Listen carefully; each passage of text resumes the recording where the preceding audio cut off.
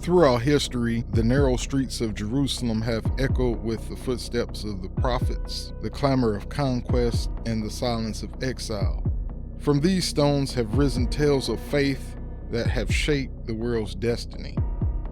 This is not just history, it's the canvas of prophecy painted with the broad strokes of divine sovereignty and intricate details of human action. But what happens when ancient prophecies align with modern headlines? Today we embark on a journey through time and scripture to understand how events like the siege of Jerusalem in 70 AD or the revolt of a guy named Simon Bar Kokhba in 135 AD. What if I told you that the ancient events of a small Middle Eastern nation could hold the key to understanding not only the past, but possibly the future as well? Today, we'll journey through time to explore Israel's tumultuous history and how it is deeply intertwined with biblical prophecy. If you did not know, Christians are not a monolith, meaning that they do not share the same ideas regarding biblical prophecy. There are different perspectives that we will place emphasis on.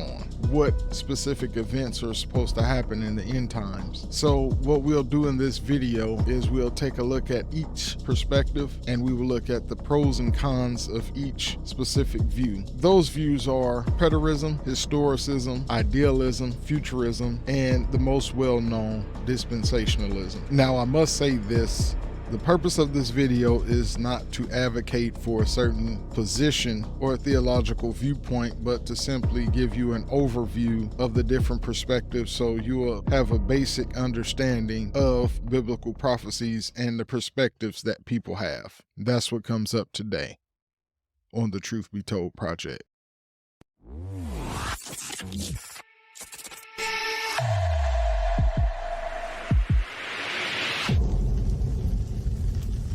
Okay, the first incident that we're going to talk about concerning the nation of Israel is the fall of Jerusalem in 70 AD. Our scripture reference comes from Luke 21, and we're going to start at verse 5. And it says, "Now while some were speaking about the temple, how it was adorned with beautiful stones and offerings, Jesus said, 'As for these things that you are gazing at, the days will come when not one stone will be left on another. All will be torn down.' So they asked, 'Teacher, when will these things happen, and what will be the sign that these things are about to take place?' He said, 'Watch out that you are not misled. Many will come in my name saying, I am he, and the time is near. Do not follow them. And when you hear of wars and rebellions, do not be afraid, for these things must happen, but the end will not yet come.'" And then in verse 6, Jesus predicts the destruction of the temple, or Herod's temple, or the second temple, depending on who you ask. Now, these are the perspectives that some will have.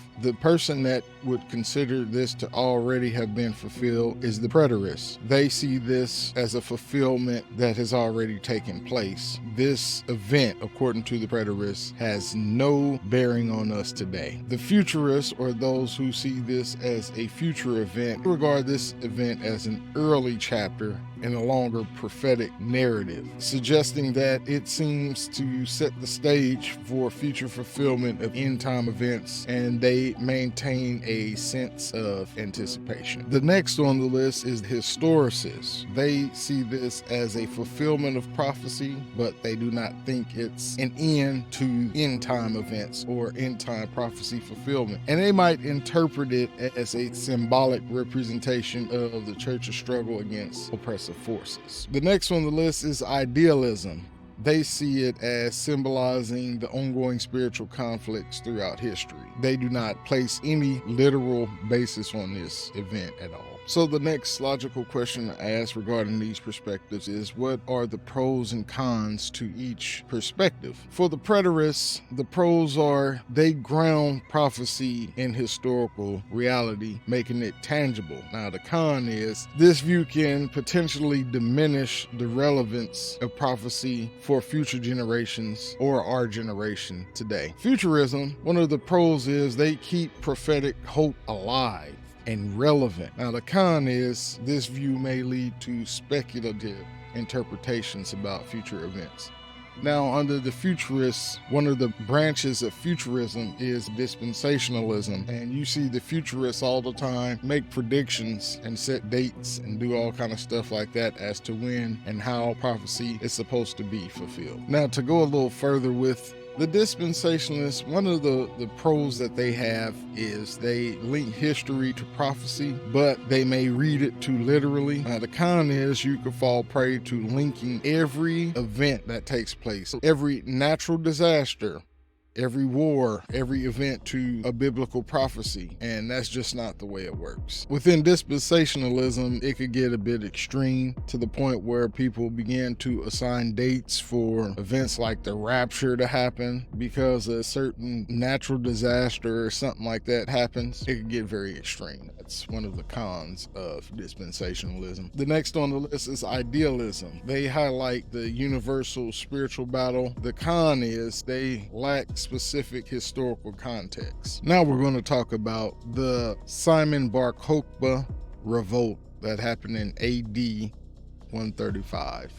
In 135 AD, Simon Bar Kokhba, or the Simon Bar Kokhba revolt, marked a significant but tragic chapter in Jewish resistance against Roman rule, resulting in severe repercussions and further scattering of the Jewish people. Let's look at a scripture. Deuteronomy 28:64. The Lord will scatter you among all nations, from one end of the earth to the other. There you will worship other gods that neither you nor your ancestors have known, gods of wood and stone. This event reflects the dispersion foretold in Deuteronomy 28:64. The main sources regarding this historical event are archaeological findings and a Roman historian named Cassius Dio. Also, there is a Jewish historian named Flavius Josephus that talked in great detail about the relations between Jews and Romans. You should check it out. It was pretty horrific at this time in Jewish history. The dispensationalist sees it as a significant historical event that sets the stage for Israel's future restoration. The historicists could interpret it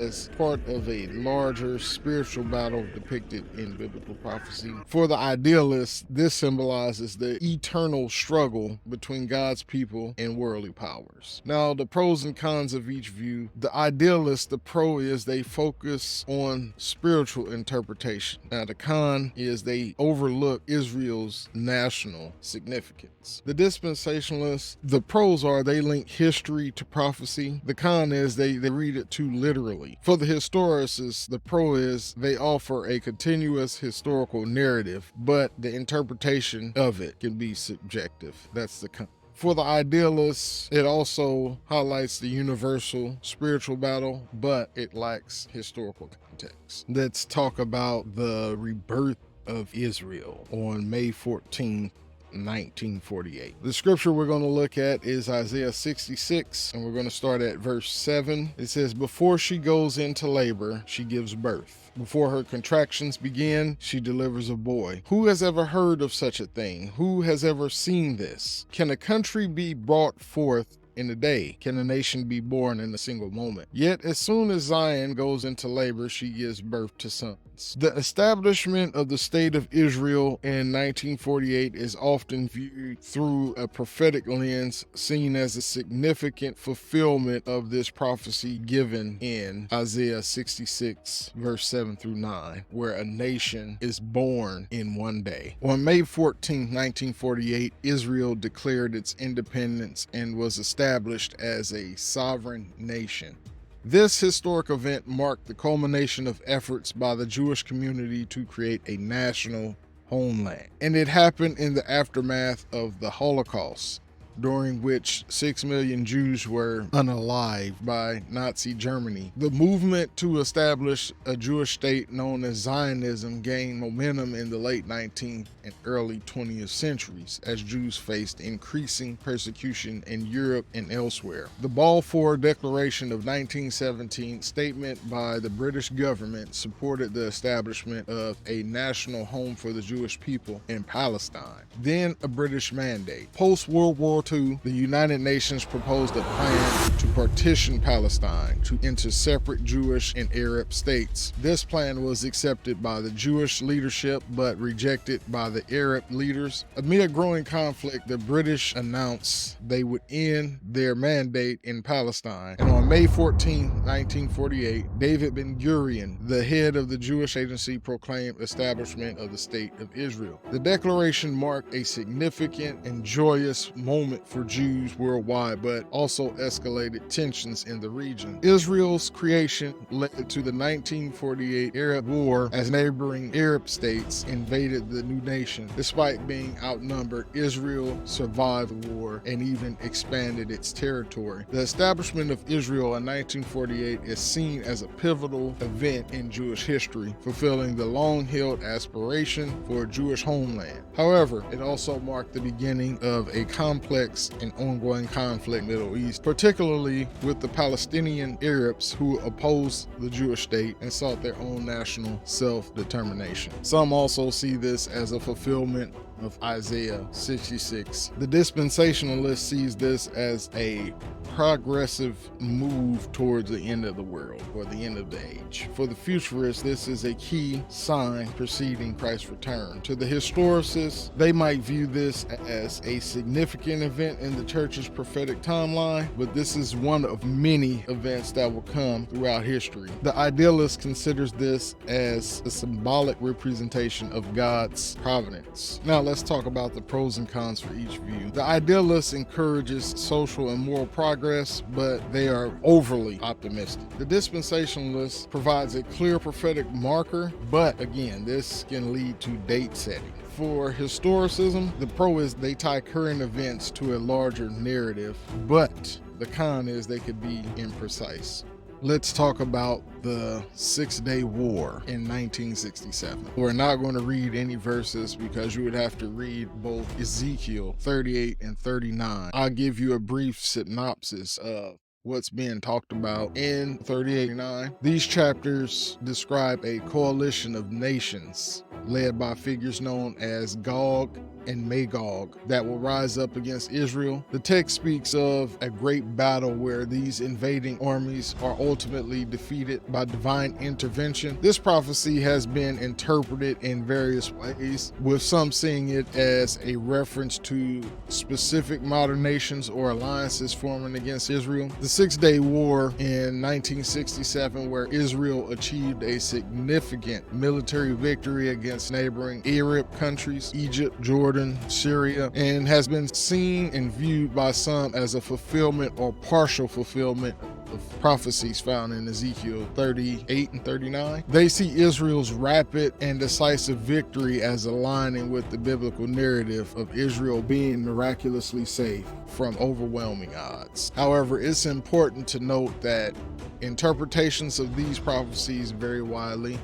You have the literal interpretation, which would be the dispensationalists and sometimes the historicists. Some take a literal approach, attempting to match modern nations to those named in Ezekiel's prophecy and viewing events like the 6-Day War as direct fulfillments or preludes to the fulfillment of these prophecies.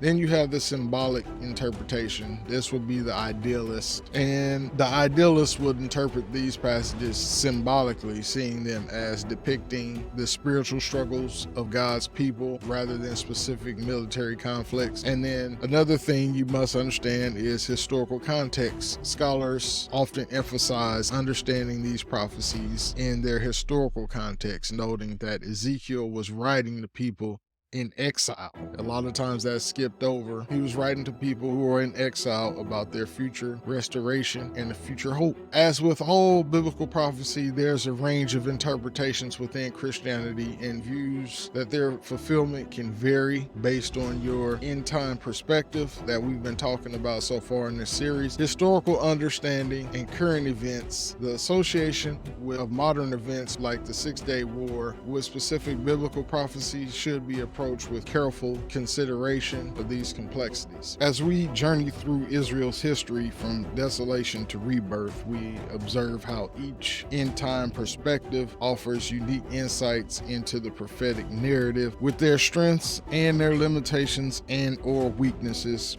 these views invite us to dig deeper and to gain a deeper understanding and reflection on the unfolding of God's plan. What are your thoughts and opinions regarding this topic? Won't you go ahead and sound off in the comment section below? Once again, this is a Truth Be Told project. If you haven't already, go ahead and hit that subscribe button. I want to thank you for tuning in today. Peace.